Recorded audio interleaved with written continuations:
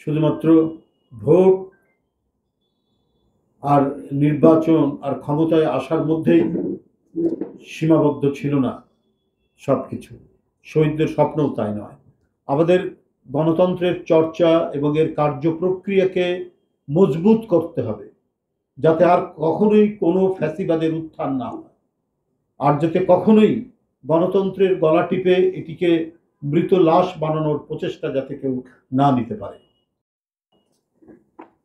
আমরা পেয়েছি এবং যে সম্ভাবনা নিয়ে আমরা এখনো হেঁটে যাচ্ছি, তার জন্য সেই জুলাই আগস্টে যারা নিজের জীবন উৎসর্গ করেছেন, যাদের রক্তের আলপনার মধ্যে দিয়ে আমরা একটি স্বস্তি এবং শ্বাস নেওয়ার সুযোগ পেয়েছি, সেই শহীদদের সম্মানে তাদের আত্মার প্রতি শ্রদ্ধা জানিয়ে তাদের পরিবারকে সম্মান জানাতে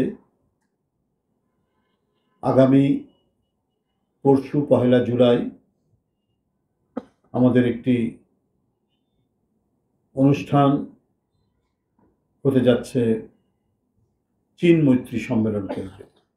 আসলে এই অনুষ্ঠানটি জুলাই আগস্টের সেদিনের যে রক্তঝরা আন্দোলনের আত্ম উৎসর্গকারী ছাত্র জনতার মহিমান্বিত তাদের যে জীবনদান, সেটিকে স্মরণ করে আমাদের দলের পক্ষ থেকে কর্মসূচি পালনের জন্য একটি কমিটি করা হয়েছে, যেটি আমরা অনেকবার আপনাদেরকে বলেছি। জুলাই আগস্ট গণ অভ্যুত্থান শোক ও বিজয়ের বর্ষপূর্তি পালন কমিটি, সেই কমিটির যে উপকমিটিগুলো গঠন করা হয়েছিল, সেই উপকমিটির নেতৃবৃন্দ আজকে এখানে উপস্থিত হয়ে তারা নিজ নিজ উপকমিটি নিয়ে এখানে বৈঠক করেছেন।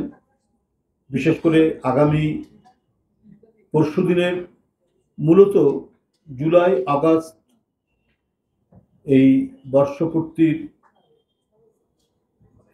প্রথম এবং প্রধান একটি অনুষ্ঠান, যেখানে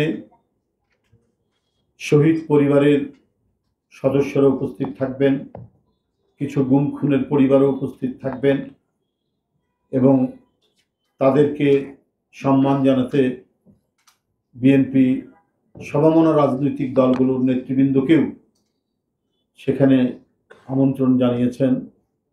দেশের বুদ্ধিজীবীদের মধ্যে অনেকে উপস্থিত থাকবেন এবং সমাজের নানা শ্রেণী পেশার মানুষ তারাও যতটা সম্ভব উপস্থিত থাকবেন, কিন্তু মূল উপস্থিতি হচ্ছে শহীদ পরিবার এবং যারা আত্মদানকারী পরিবার সমূহের সদস্যরা উপস্থিত থাকবেন। আপনারা জানেন আমরা এ নিয়ে বিভিন্ন ধরনের কার্যক্রম আমরা চালিয়ে আসছি।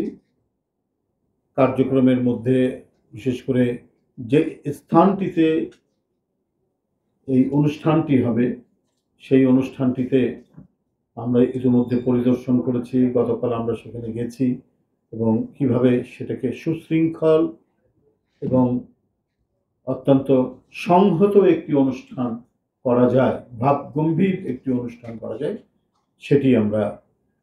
সেটা পর্যবেক্ষণ করেছি এবং আমাদের যারা নিরন্তর এবং সার্বক্ষণিক কাজ করছেন তাদেরকে আমরা সেইভাবে তাদের সাথে আলোচনা করেছি এবং প্রয়োজনীয় আলাপ আলোচনার পরে তাদের যে সিদ্ধান্তগুলো কার্যকর করা দরকার সেগুলো নিয়েও সেখানে আলোচনা হয়েছে। সাংবাদিক বন্ধুরা, অনুষ্ঠানে উপস্থিত থাকবেন আমাদের দলের সম্মানিত ভারপ্রাপ্ত চেয়ারম্যান, যার অসামান্য অবদান, শ্রম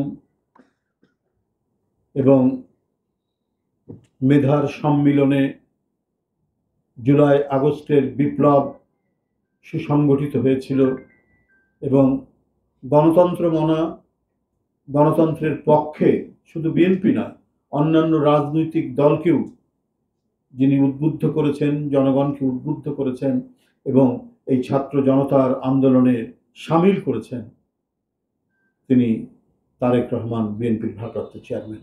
তিনি সেখানে উপস্থিত থাকবেন বিএনপির সিনিয়র নেতৃবৃন্দ এবং সমমনা রাজনৈতিক দলেরও নেতৃবৃন্দ সেখানে উপস্থিত থাকবেন।